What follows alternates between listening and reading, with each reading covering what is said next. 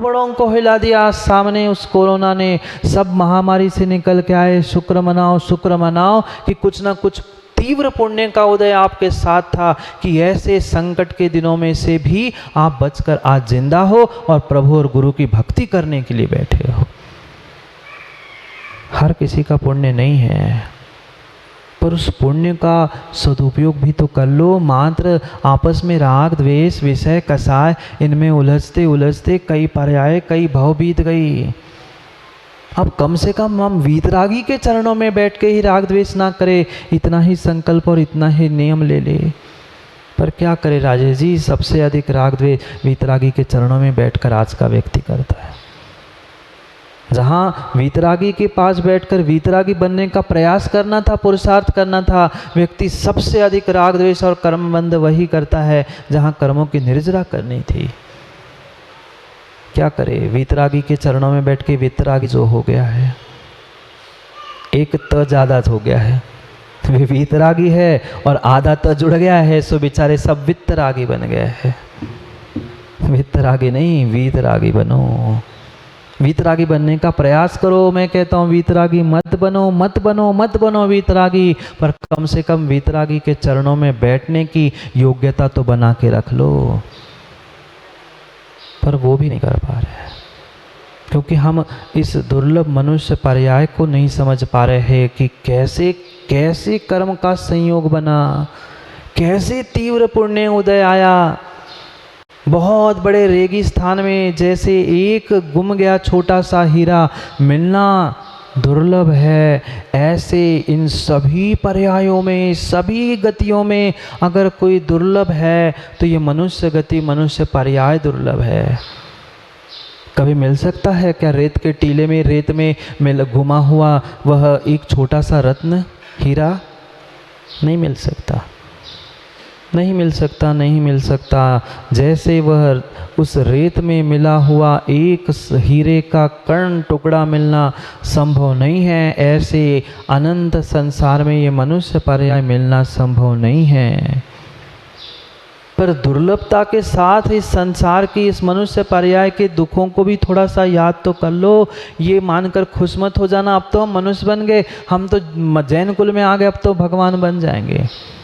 नहीं, ये खुशियाँ मनाने का समय नहीं है, ये खुशियाँ मनाने का समय नहीं है। एक त्यागी व्रती मिले थे विहार करते करते दक्षिण में शुभम, वे कह रहे थे क्या चिंता करना महाराज जी, अब तो हम महाराज बन गए, त्यागी व्रती बन गए, अब तो हमारा कल्याण हो ही जाएगा। माँ भूल मत कर लेना, प्रतिमा धारण कर ली, त्यागी व्रती बन गए, आपने सुबह शाम भगवान को वह लोरिया गा गा के और भजन गा गा के जगा दिया, आप भगवान बनने वाले नहीं हो। मात्र मनुष्य बनने से, त्यागी व्रती पर्याय को प्राप्त करने से कल्याण हो जरूरी नहीं है। कभी उसके उभरने के लिए पुरुषार्थ भी करना पड़ेगा। ये तो मात्र कर्म जोगते नरगति ले, ये तो मात्र पुण्य का मल इकट्ठा हो गया था, पुण्य का मल इकट्ठा हो गया था। जो आप मनुष्य पर्याय में आए, जैन कुल में आए, त्यागी व्रती बने, ये सब पिछले पुण्य का उदय था। आप बासा खा रहे थे, वर्तमान में कुछ नहीं कर रहे थे। आज पुरुषार्थ नहीं करेंगे तो कल के लिए रोटी मिलने वाली नहीं है। वो तो थाली की रोटी कोई भी खिला दे, भीख मांगने वाले को भी मिलती है, पुण्य का उदय है, और नहीं है तो घर में बैठे हुए बुजुर्ग को, पिता को भी रोटी नहीं मिलती। मिलती क्या है पिताओं, बताओ? नहीं मिलती। इसलिए थोड़ा सा विचार करें कि ये सब कुछ मात्र पिछले कर्म के संयोग से मिला है। अब उस कर्म के संयोग को हमें और अच्छा करते हुए अपने पुण्य को वृद्धिंगत करने का प्रयास करना है, पर उसके लिए समय देना होगा, अपने आप के लिए समय देना होगा। मत दो किसी के लिए, ना भगवान को दो, ना गुरु को दो, ना जिनवाणी के लिए दो, पर कम से कम अपने आप के लिए ही कभी आधा एक घंटा बैठ के माँ सामायिक में अपने आप के लिए समय दो ना। कम से कम पिछली पर्याय की हमें याद नहीं है, ठीक है मान लिया, नरक गति की याद नहीं, तिर्यंश गति की याद नहीं, देव गति की, निगोद की, कहीं कहीं की याद नहीं है। कम से कम हमें अपने बचपन की, हमारे बचपन की, हमारे पुराने काल की उतनी तो घटनाओं को हम याद कर सकते हैं ना। कुछ मत करो, कुछ मत करो, बचपन से लेकर 55 तक और 55 से लेकर आज तक की अपनी उस जीवन यात्रा के बारे में चिंतन कर लेना कि मैंने इस छोटी सी खपरेल घर में जन्म लिया था, आज मैं इस 3, 5, 10 मंजिल के महल में बैठा हूँ, किसकी बदौलत बैठा हूँ। जब मैंने जन्म लिया था, जन्म के पहले भी मैंने कितनी बड़ी कैद भोगी थी, क्योंकि कोई भी श्रेष्ठ वस्तु, श्रेष्ठ कार्य बहुत आसानी से नहीं मिलते। मनुष्य पर्याय मिलने वाली थी, जिससे साक्षात तुम्हें भगवत्ता मिलने वाली थी, ऐसी मनुष्य पर्याय भी प्राप्त करने के लिए 9 महीने माँ के गर्भ में निकालने ही पड़ते हैं। किसको? मात्र आप हमको नहीं, जो बन चुके भगवान है ना, वे भी माँ के गर्भ में रह के आए हैं। ठीक है, वो तो उनका अंतिम भाव था, इसलिए वे मल के पिंड से लिप्त नहीं थे, पर हम और आप तो थे। कभी उन क्षणों की याद की? भोग भोगते समय, इंद्रिय सुख भोगते समय व्यक्ति ये भूल जाता है कि मैं कर क्या रहा हूँ, कितने जीवों की विराधना कर रहा हूँ। पर ये जब दुख उदय में आते हैं तब समझ में आता है कि हाँ, कहीं ना कहीं मैंने किसी को दुख दिया है। हो ही नहीं सकते, कभी हो नहीं सकते राजकुमार जी, कभी हो ही नहीं सकते। वे गोबर से, मिट्टी से पोते जाते थे घर, और बालक धोखे से गिरता भी था तो हाथ पैर नहीं टूटते थे। आज खड़ा खड़ा चलता चलता आदमी फिसल जाता है और तुरंत हड्डी टूट जाती है। सब संवेदनाएं टूट चुकी है। कारण यही है कि जीव मात्र उस भौतिकता के साधनों को इकट्ठा करते हुए अपने आप को अमीर और बहुत बड़ा आदमी मान रहा है। पुण्य से कोई धर्मात्मा नहीं, धन से अपने आप को धर्मात्मा मान रहा है। सब समय बीत गया। पहले माँ भी जन्म देती थी तो बच्चों को वह अपने आंचल से लगाती थी, अब माँ भी जन्म देते ही वह कठोर बॉटल मुंह में पकड़ा देती, पी ले बेटा। बेटा भी फिर कठोर होके बुढ़ापे में तुम्हें घर से बाहर भगा देता है। फिर रोती है, बिलखती है, माँ महाराज क्या करे। कठोरता दूसरे किसी ने नहीं सिखाई, संवेदनाएं नष्ट दूसरे किसी ने नहीं की है, आपने ही स्वयं की है। उसका ही प्रतिफल है। आज घूमने के लिए 4-4 मंजिल, 10-10 कमरे, 50-50 मकान लोगों ने बना लिए हैं। रहने के लिए तो एक मकान में नहीं रह पा रहे हैं, पर इधर प्लॉट अलग है, उधर मकान अलग है, उधर बंगला अलग है, वह कौन फार्म हाउस अलग बनाए हैं। कई लोगों ने तो तीर्थ क्षेत्रों में भी जगह खरीद के वहाँ बंगले बना लिए। रहेंगे कितने स्थान पर? रहेंगे कितने स्थान पे? एक समय में एक ही स्थान पे। पर फिर भी जगह जगह मकान बना के रखे। उन दिनों की याद करो ना, जब 9 महीने तुम एक माँ के गर्भ में सोए थे। कितना बड़ा, कितने स्क्वायर फीट की जगह थी, कितने एकड़ की जगह थी। आज तो सिर्फ फीट और वगैरह काम चलता ही नहीं, एकड़ और डेसिबल में ही काम चलता है। कितनी एकड़ जगह थी माँ के गर्भ में, माँ के पेट में? मात्र इंचों में फिट भी नहीं थी। ऐसे कैद खाने में 9 महीने बिताए हैं। जो पुण्यात्मा था वो 9 महीने 7 महीने में निकला, और जो और पापी था, ऐसे भी जीव होते, किसी को 10, किसी को 11 महीने भी लगते।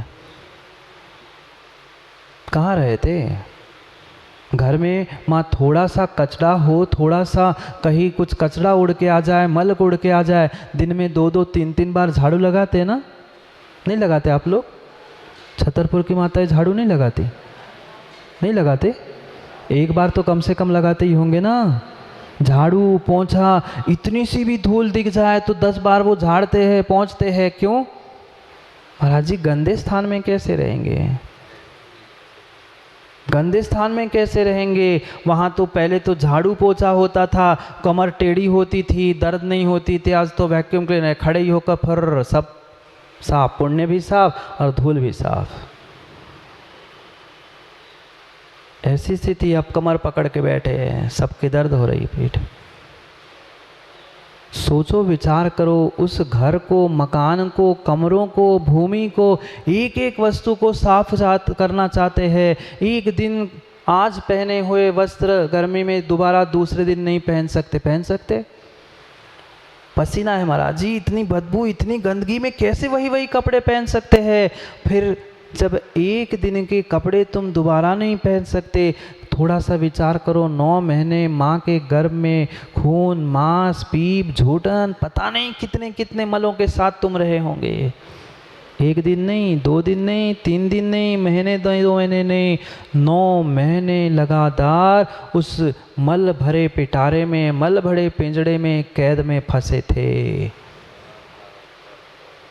कोई और नहीं था, कोई और नहीं था, मैं भी था और आप भी थे। उसी में स्वाद आ रहा था, उसी में आनंद आ रहा था, उसमें ही मज़ा ले रहे थे कि चलो खुशी मना रहे थे, कम से कम मनुष्य पर्याय मिलेगी, मैं देवशास्त्र गुरु के पास जाऊंगा, मैं भगवान बनूंगा। पर जैसे ही जन्म लेता है सब भूल जाता है।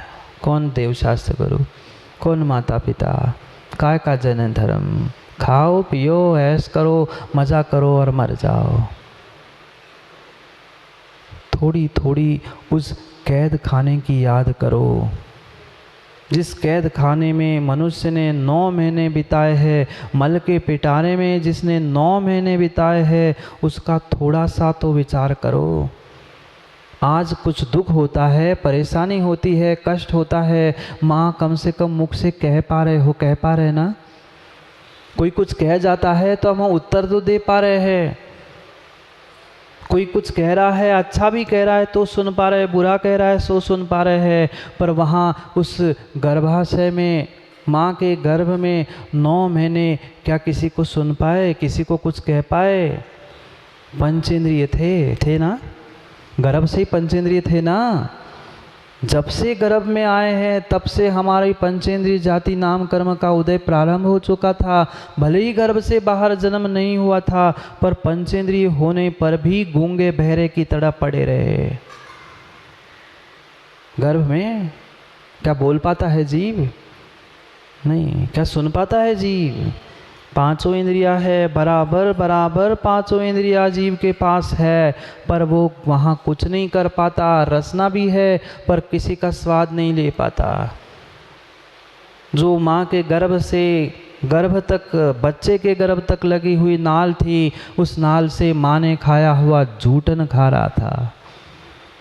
आज कोई दिवांशु तुम्हें मुख का ग्रास निकाल के थाली में रख के ले दे तो सुनते ही सबके मुंह ऐसे हो गए, घिन सी आ रही। देख के उल्टी आ जाए, सुन के सबके मुंह टेढ़े हो गए। फिर सोचो 9 महीने माँ के गर्भ में तुमने खाया क्या? माँ का झूठन ही तो खाया। जब माँ की लार मिली थी, बाकी सब कुछ मिलकर जो उसके गर्भ तक पहुँचा था, वही नाल से तुमने खाया था, ग्रहण किया था। 9 महीने जब से वह भोजन ग्रहण किया, तब से जीव ने मात्र माँ का झूठन खाया है। 9 महीने तक। एक बार किसी का झूठन खाने की तो छोड़ दो, कोई उल्टी कर लेता है, रोड पे जाते जाते देख लेना, कोई एक अचानक से उल्टी कर लेता है, उसकी उल्टी देखकर ऐसे लगता है, कई बार तो उल्टी करने वाले को देख के उल्टी आती, उल्टी देख के उल्टी आती, हो ही जाती है। उसकी आवाज़, उसकी गंध सुन के उल्टी आती है। और ऐसी जो खाई उल्टी और वो मिला हुआ मल और झूठन खा के तो मोटे ताजे हुए हो माँ के गर्भ में। नहीं, मैं कुछ कह नहीं रहा हूँ, पर बीते हुए उन दिनों की याद तो कर लो। ये सबके साथ बीती है, आप बीती बात बता रहा हूँ, मेरे अकेले की, किसी अकेले की नहीं। कितनी कितनी झूठन खा के तुम मोटे ताजे हुए हो। इतना खाने के बाद भी, इतना खाने के बाद भी आज तुम्हारी भूख नहीं मिटी। कल नरकों की भूख भी समझी थी। मनुष्य पर्याय में भी 9 महीने माँ का झूठा खाया, नाल से खाते रहे, ग्रहण करते रहे, मोटे ताजे होते रहे, पर फिर भी ये विकल्प नहीं हुआ। ये लग रहा था माँ तो मेरी है ना। अब खा के बताओ झूठन किसी का। नहीं खा सकते, नहीं खा सकते, नहीं खा सकते। इतना बड़ा महल, इतना बड़ा मकान होने पर भी आज के लोगों को छोटा लगता है। फिर 9 महीने सिकुड़ कर उस माँ के गर्भ में जब रहे होंगे तो कितने दुख भोगे होंगे। सोने के लिए, लेटने के लिए, बैठने के लिए, सबके लिए अलग अलग व्यवस्था है। जाके देखो सबके घरों में, अपने अपने घरों में, दूसरों के घर में नहीं झांकना। नहीं तो पहुंच जाओ दूसरों के घरों में, इसके घर में क्या है, उसके घर में क्या है। अपने स्वयं के घर में झांक के देख लेना। बैठने के लिए अलग सोफा है, लेटने के लिए अलग गद्दा है, और रात्रि के विश्राम की अलग व्यवस्था है। पता नहीं कितने सारे व्यवस्थाएं की है। डाइनिंग रूम अलग है, वो बेडरूम अलग है, वो अलग अलग, सब कमरे अलग अलग रखे हैं। वहाँ तो डाइनिंग भी एक था, मल का विसर्जन भी वही था। जो मल का विसर्जन हो रहा था उसमें ही तो घूम रहा था। थोड़ा सा मल का टुकड़ा घर में पड़ जाए, घर के सामने गोबर का टुकड़ा पड़ जाए तो आदमी 50 बार झाड़ू लगाता है, 4 बाल्टी पानी फेंकता है। तुम जन्म लेने के बाद तुम्हें कितने बार नहाना पड़ेगा, सोच लो, विचार कर लो। क्योंकि मल में ही तुम जन्मे हो, मल से ही तुम जन्मे हो। माँ के गर्भ में मल के अलावा खून, पीप आदि मांस के अलावा था क्या? आप भी तो मात्र मांस के पिंड थे कुछ महीनों तक। फिर जैसे हाथ पैर आदि सब कुछ अंकुरित हुए, उसके बाद थोड़ा थोड़ा सा तुम्हारा जो क्रम से विकास होता रहा, कहीं झूठन खा के, कहीं उस मल में रह के। क्या ये दुख नहीं था? दुखी था, दुखी था, दुखी था। आज कोई बहुत अच्छा सोने के गिलास में भी कुबेर आपको पानी पिला दे। सोने, आप कहीं गए, थकान लग रही थी, किसी से पानी मांगा, सोने का गिलास तो था, पर गिलास में थोड़ा सा बाहर मल लगा था, गोबर लगा था। आप पी लोगे पानी? क्यों माँ? गिलास तो सोने का था, पानी फ्रिज का था, बिल्कुल चिल्ड था, बिल्कुल थकान मिट जाती, पर थोड़ा सा बाहर गोबर लगा था, मल तो बाहर लगा था ना, पानी तो अंदर से पीना था। क्या देर परेशानी थी? कोई नहीं पिएगा, कहेगा भाई पानी नहीं, चल जाएगा, पर ये गंदा गिलास नहीं दो।